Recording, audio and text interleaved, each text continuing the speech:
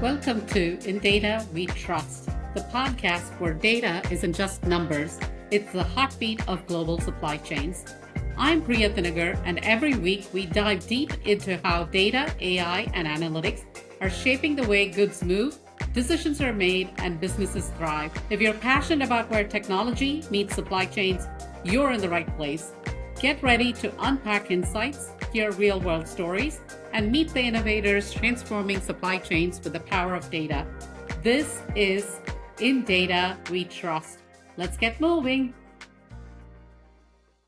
Joining us today is Aparnaa Rajashekaran, an accomplished insights and strategy leader at Georgia Pacific. Aparnaa plays a critical role in guiding the organization by transforming complex data into actionable insights that drive executive decision making and strategic direction. A respected voice in the food and beverage industry, Aparna is known for her thought provoking perspectives on audience engagement, best practices and insights, and influencing business strategy. She also serves on the advisory board of Technomic, contributing her expertise to shape the future of this industry. Aparna currently resides in Atlanta, Georgia. Welcome to the show, Aparna. We're super excited to have you on the show. Hey Priya, thank you so much for having me. I know we've been working on this for a couple months now. Finally, we are here to share some thoughts. Let's get started. Very cool.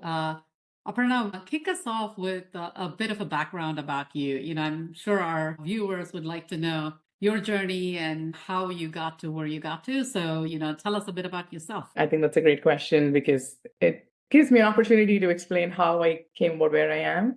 And when I reflect on my career, I really see it guided by two key elements. One is serendipity, and then the other is a deep, passion for excellence. Why serendipity? Because I think a lot of things that I found where I really enjoy spending time or doing things is just because I've stumbled on it. It was never really 100%.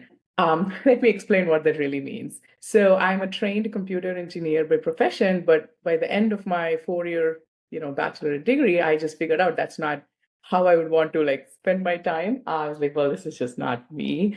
But I just had the privilege to go ahead and get a management degree right after my graduation, where I had found the calling. I felt like marketing is broadly what I wanted to do. So I started my career in motherboard sales. I learned a lot about channel, how to work with distribution, the role of product teams. And again, at that point in my career, I felt sales was a lot for me. It was just too much to understand, and it didn't give me a lot of opportunity to do strategic thinking, planning. So again, I learned that planning and vision is my strength. From there, I moved on to working in a media channel, leading marketing for a radio station. Again, both these jobs are in India, and the second one specifically is in Mumbai. So it's just the Bollywood land, and you get to understand very different view of what entertainment really means. Eventually, I followed my passion for brand management. I moved to the US, and I started working in a CPG company. I mean, I still work with them at Georgia Pacific.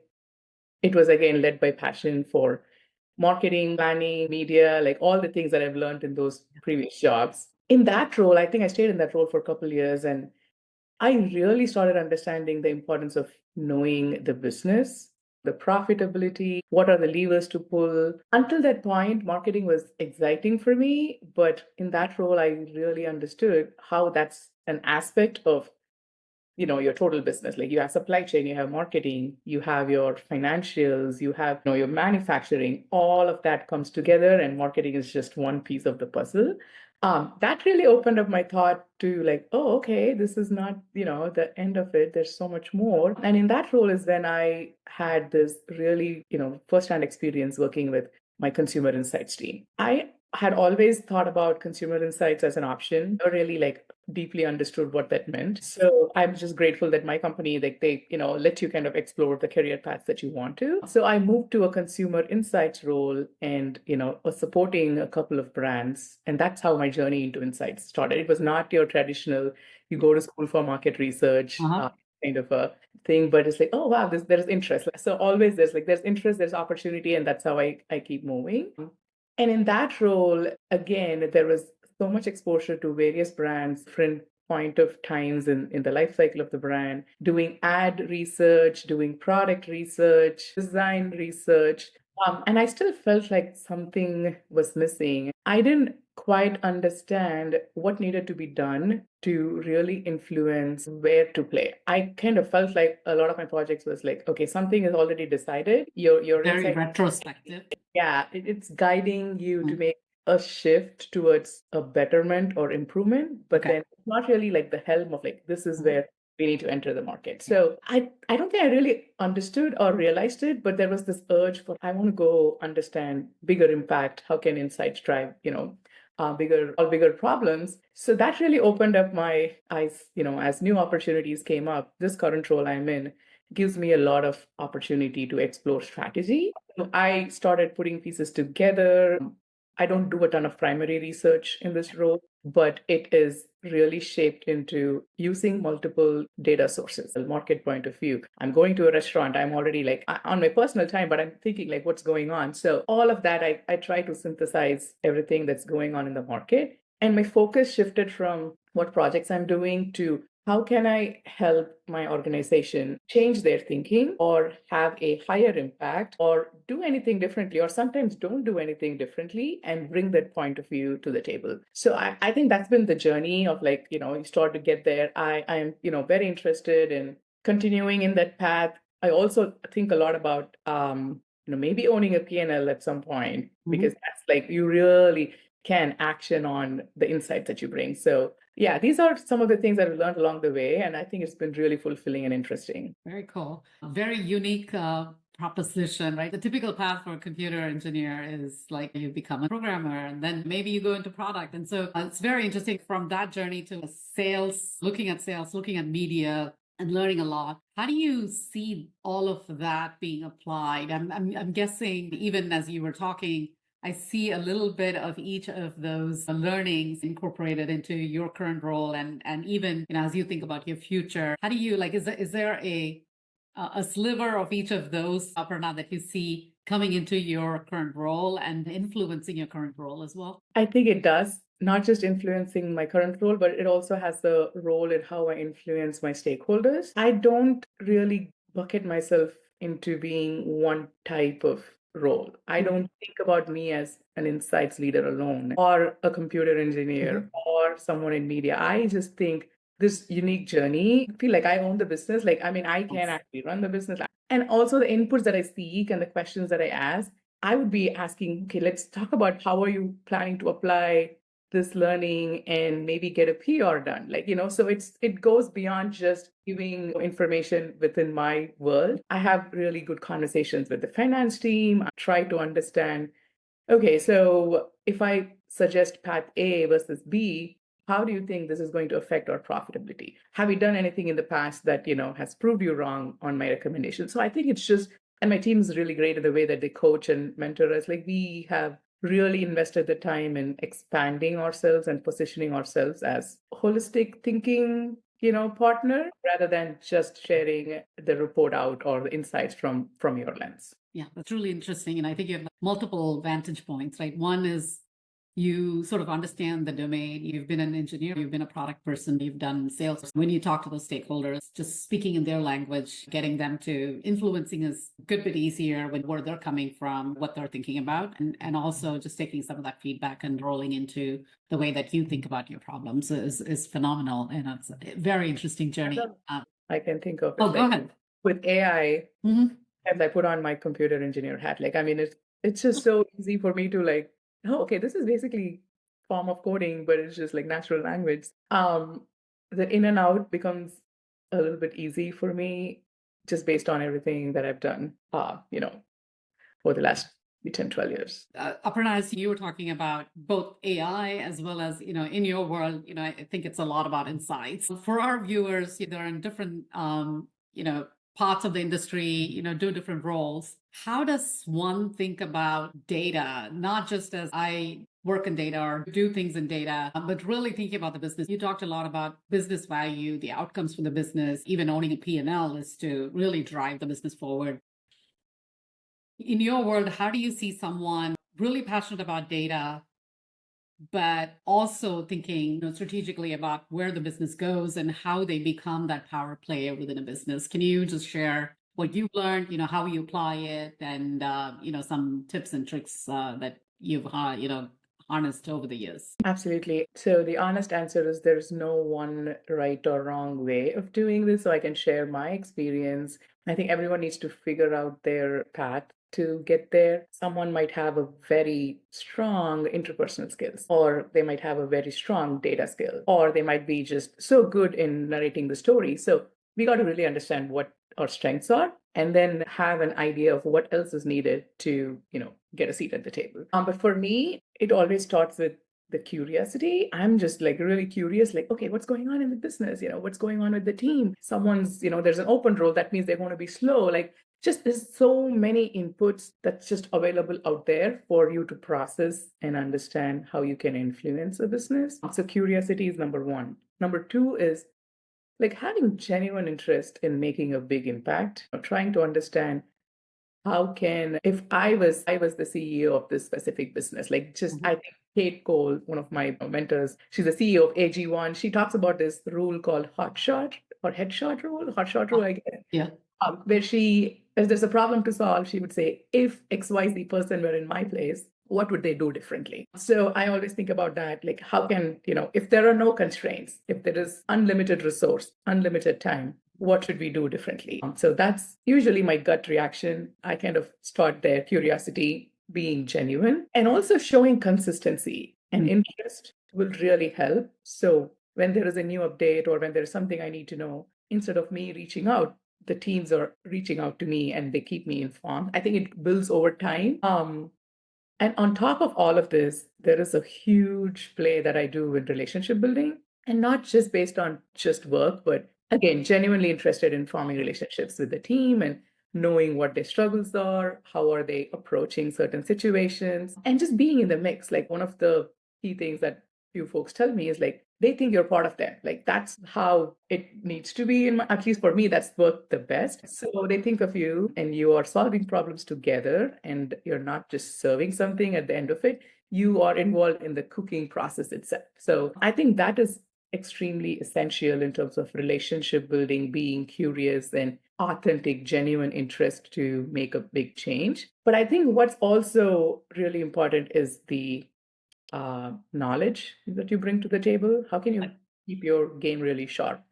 Top of the methodologies. Have you, thought through the latest and the greatest? Have you thought through all the possible opportunities? Or thinking about economics? It's not always just about bringing in a highly praised proposal to solve a problem. Sometimes it's extremely like crappy, just really get into like, okay, XYZ hypothesis. Let's just go do a very scrappy way of looking at it. Or we did this, never worked in the past.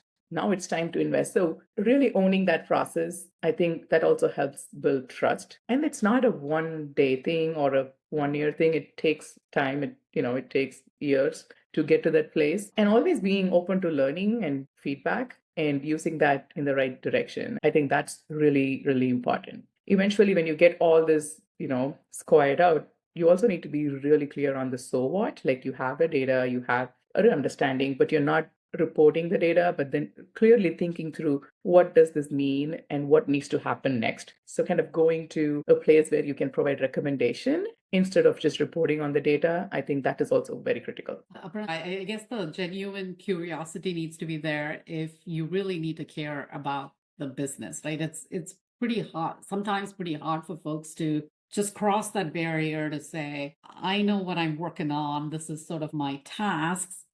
So you really need someone moving from a very task-oriented thinking to that curiosity, to understanding the business, asking about the why, why is this important for the business? And even thinking about, if I were to run it, what would I do about it?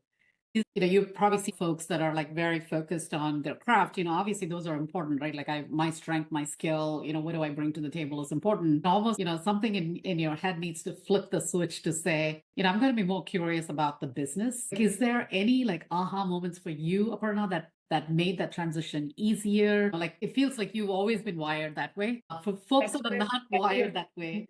Yeah, there was I think there was more wiring, but I don't think it was always very like a game. And even now, I don't think there is like 100 on 100. It's not there. It's always evolving. But I think what made the flip or switch is when I started seeing how my work actually impacts a big decision. Just during the initial years, of course, hit or miss. There are smaller projects, share your insights, and then you come back and no one asks anything. And it's just like, okay, going on. And then you're part of like some bigger projects and you're seeing the impact. So, for example, one of our products was launched in a huge club retailer.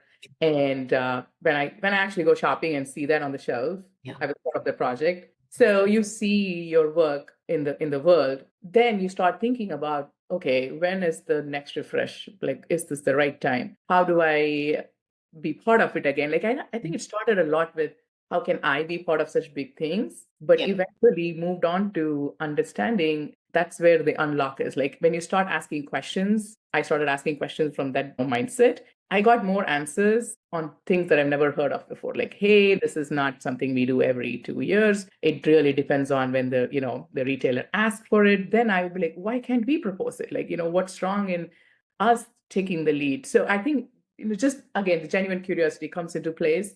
Just seeing the impact, I think, was the big switch. And of course, like a lot of my mentors would tell me what it is to be like a strategist versus a data person. I think that also helped putting that together with my, day-to-day interactions with the job. When I started showing up more around how can I impact the business, I started seeing more engagement from my stakeholders. So slowly over time, I see that flip happening. Yeah, that's very cool. I worked at a place where our CEO would say, don't think about what's the right thing for your functional units. Think of like the company as your first team always, right? You could have another team that day to day you do a lot of things, but your first team is always the core business, because if that business doesn't succeed, there is no functional team. I guess you have to be patient, right? That switch you don't switch on, like you said, it's not 100%, right?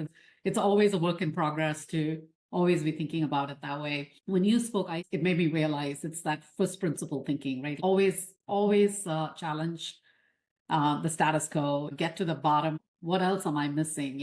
Why is it, asking the question of why can we propose to the retailer? Why do we have to wait for them to push, something to us? So I think it's just that, just being able to comfortably ask those questions. And it all comes because you've built a relationship, right? It's easier to ask the question. So it's just that thoughtfulness. Yeah, and also communication is extremely important, like how you ask that question. Yeah. I'm really known for like offering a respectful challenge. And it was never the respectful part is the key there. I was always someone that would challenge thinking, but I had to learn it over several years and so many failed attempts that how do I position it respectfully? Because no one's doing or proposing something for the sake of it. Everyone has their point of view. So how do we, discuss that? So I think that challenge process is important. Yeah, a lot of empathy goes in, right? Like you're understanding what this person might be coming up with, and really being in their shoes, and and then asking the question out of genuine curiosity. So it's very cool. It's not about visibility for the sake of visibility. It's just proactiveness,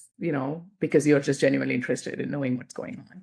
So I can touch about that a little bit. Okay, let me go. One other aspect, I've just developed this tendency over time. I've always been fast to act, but sometimes that has come out as, is this a visibility play? Like, is she trying to get more visibility? But I don't think that's the case. Being seen before you're needed is something that is really important in building that influence. We don't want to wait for someone to knock on your door. If you know there is something that you have valuable to share that'll change the thinking or have a different impact on the outcome, I think it's on us to go talk about it, make that conversation, create a platform. So I think that's another piece, along with everything else that we discussed, is very important. I love being seen before you're needed. I think it's just establishing the presence, and it comes through that relationship building. It comes through, like everything that you mentioned, right? Curiosity and being consistent in how you show up. All of that. Very cool. What does it mean to kind of have a career in insights? What does the industry say about insights, But what are the hard truths you've learned along the way to be in insights and also grow as a leader in this insights field? I'm sure now with AI, that's probably buzzing, a lot more and more folks wanting to get into that insights fields as well. So it might be, helpful to kind of share some thoughts around that. Absolutely. I think AI is a big one right now. But there's always this notion that anything the company does is routed 100% on the consumer or the audience that they're trying to like entice or sell to. But the hard truth is oftentimes that may not be true within organizations and pockets. We may be doing research to prove another team wrong or prove ourselves wrong, or we might be working on, how do we set this claim right so we can go sell better. So I think it's for an insights professional, I think it's really important to get a flavor of all the possible applications that insights can help. It ranges a lot, all the way from very small like tasks to informing strategy. And I think everyone, based on their interest, will find their sweet spot. So knowing that and identifying that, just doing a variety of projects will really help to understand where that spot is. So I think I have traveled quite a lot in that path, and I know exactly what kind of work I want to do. So that's really important. And I think with AI, it's going to change the playing field. ChatGPT probably can replace a lot of, the analysis work that we set into initial combing or what we call sense making. So how can us as insights professional get ahead in the game and know how to tame this, new beast? Your role becomes the tamer or the facilitator of AI versus someone that's being replaced by AI. I think that's something everyone should be thinking about. We've been exploring a lot of experiments for helping me prep for this podcast. I have tasked AI really hard to, help me with some pillars and themes. So that's another, hard truth, but I think the industry should see.